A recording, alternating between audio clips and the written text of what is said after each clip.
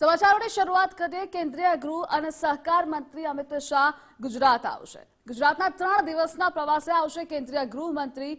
14, 15 અને 16 જાન્યુઆરીના રોજ ગુજરાત પ્રવાસે રહેશે।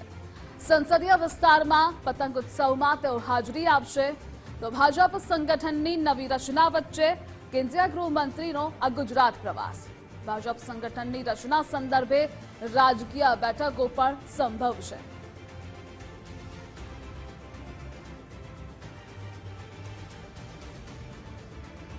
ગુજરાતના 3 દિવસના પ્રવાસે કેન્દ્રીય ગૃહમંત્રી આવશે।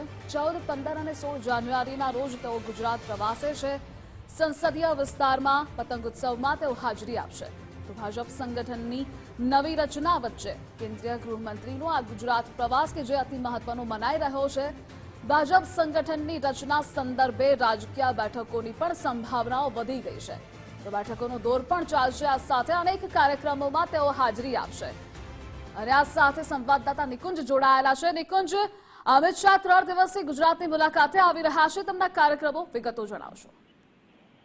જી દિગ્વિશા, 3 દિવસના ગુજરાત પ્રવાસે અમિત શાહ પહોંચી રહ્યા છે।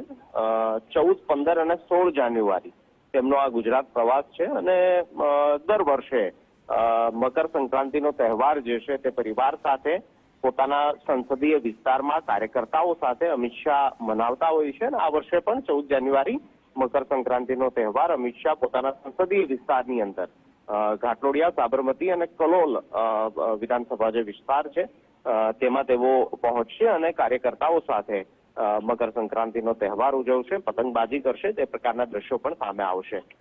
3 દિવસનો તેમનો પ્રવાસ છે અને ગુજરાતની અંદર હાલ ભાજપનું સંગઠન પર્વ ચાલી રહ્યું છે। નવી સંગઠનની રચના થઈ રહી છે, તો તે સંદર્ભે પણ અમિત શાહ રાજકીય બેઠકો કરી શકે તે પ્રકારની પણ એક શક્યતા જોવાઈ રહી છે।